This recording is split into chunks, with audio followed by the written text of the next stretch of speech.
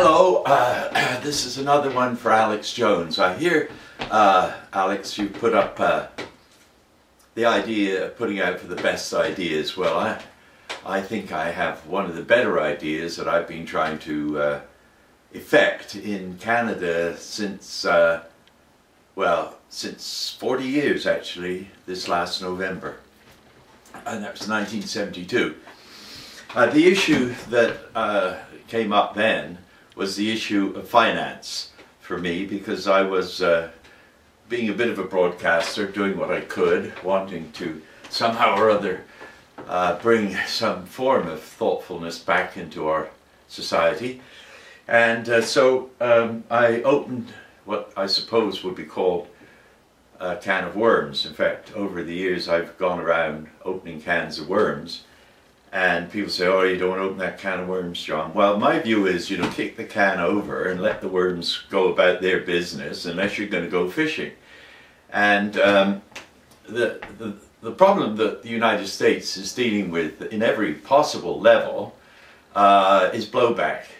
It's simply that the people in the United States, improperly led most of the time, because I believe all people are essentially good people unless they've fallen under poor leadership and domination by various forms of power and so on. Yeah, I have a profound sense that we are children of one creator and that we're all essentially good, but the damage, I think, begins as soon as probably the baby is taken off the breast milk too soon, or perhaps that the mother and father were not in love but just in lust when they made the child. So values and principles that are fundamental to our very nature have been trampled on, and we see this in recent horror stories. Now, I came to Canada basically on the run out of Great Britain, where I was very outspoken against the British getting into bed with the Americans after the Second World War and bringing the dirty tricks and blue meanness into the, by using the CIA with Mossadegh at the time of Iran, and Britain having a contretemps about how much money the British were going to give to the Iranians for pumping out their natural resources, and so on. Going back into a dark history of manipulation, dirty tricks, blue meanness, and outlandish behavior, immoral, lacking probity, and cruelty on every hand. Now, to turn the clock back in an intelligent way, we have to have an experiment. We have to demonstrate that something by experiment that it will work. Now, some years ago I came up with an idea that none of the above on the ballot, thus getting us past the left-right split that's brought to the people as somehow a representative of the differences in our views. Not at all.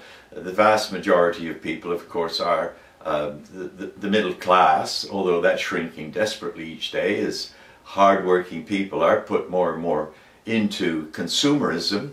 And I've seen that at close hand, how people with perfectly beautiful and handsome houses will work their asses off night and day to change the plumbing, or to change, people really need to be more appreciative of what they have and more grateful for what they have, rather than rushing to get more stuff. However, I'm preaching a bit here. Let me just outline the very simple option here. If the idle no more people recognize that we have been idle in our affairs, and my own excuse is that although I've been very outspoken since I came to Canada, I've not attempted to use any of the political forms to address what I believe is a philosophical option. And I do recognize that the karma, that is the blowback to the United States, has, and hopefully will not continue much longer, but will be, very severe, and it's demonstrating itself to be very severe because of the fact that the government has become entirely corrupt, and just about everything else has become entirely corrupt. And then one has to look at the sources of corruption, and that has to be said to be money. Just about the old saying is, you can buy any man, and so on. And that's saying, in a sense, that we're all vulnerable. And if you can't buy the man, as John, what's his name, John Pilcher, I believe he is, the man who wrote the um, economic hitman, how the United States foreign policy followed that they used at the time of Mossadegh, and by that time I'd grown out of a background of service people. My dad was a driver between the wars with an admiral and went on to do, essentially, as I understood from one of his close companions, counter-espionage stuff at Supermarine in Hamble, where he was in charge of one of the development hangars, or when he was on shift he was. Anyway, so he was a very bright man, and I was expected, and was, a pretty bright kid. But around 14 I had cracked my head and had something like an epiphany, and I found it virtually impossible, or maybe that was just when I discovered my conscience, but I found it virtually impossible to lie, cheat or steal or take advantage of anybody, and of course this in a highly competitive world leads you in a rather vulnerable space. But on the other hand, it does give you an overview of collective behavior, and it's not that of a snob or somebody who considers themselves superior. To, in many ways, there is a certain balance around the idea that, yeah, you cannot play with a bent cue, and you cannot play on a playing field that is not flat, and you cannot play with people who don't want to play by the rules. And on the basis of that, you really become rather isolated in some ways. And especially if you're not really into secret societies, because you're an egalitarian, you don't believe anyone should be left out. All mad ideas in a certain sense, but I think also fundamental ideas around equality, that we are all equal and different. I was certainly brought up not to be a racist, and I don't think in any remote way I am a racist. Do I make distinctions, and am I a snob? Maybe a little bit. Yeah, I think if people are careless and aren't concerned with their own well-being, then why, well, somebody might save it, but I think I've got to pass by and say, listen, buddy, got to make some serious choices here, and those choices has to be based on what that voice inside you. Anyway, this is beginning to get a little off the subject again and can be quickly edited. What I propose, and have proposed now for about 20 years to the government, is we have a none of the above on the ballot. And in British Columbia here, having tried every possible way to get that, and having gone to court at the Supreme Court of British Columbia to try and get traction on that, and really not having the resources to pursue that in a legal fashion anymore, I'm challenging all the governments, all the cabinets, that is, in British Columbia, for all the years I've been here, to be, well, certainly since 1972, to be complicit in a fraud, a great fraud against the Canadian people.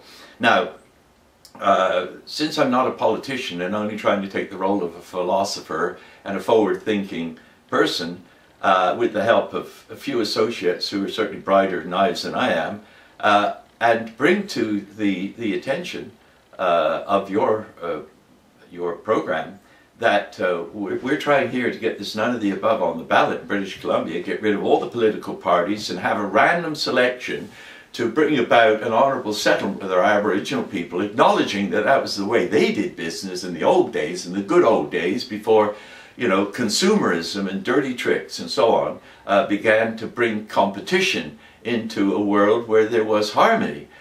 I haven't seen, what's that movie, that Avatar, but I understand that some of what I'm talking about, those ideals, were certainly explored in that film, I understand. Anyway, back to what to do. What we would do then in British Columbia would, if the government, for next April, or if the Chief Electoral Officer in British Columbia here refuses to bring that none of the above to the ballot, then the people of British Columbia are already primed not to vote in that election.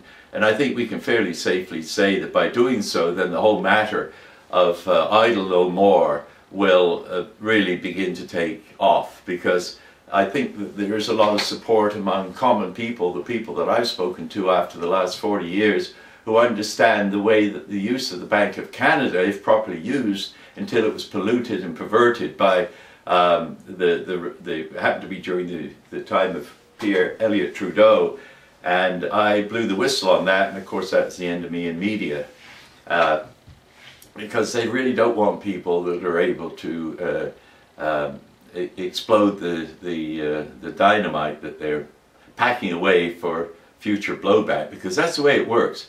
What goes around comes around. That was something that I learned a long time ago, and I think when one begins to, what can I say, look for probity. Probity means we're looking for people who live by their conscience.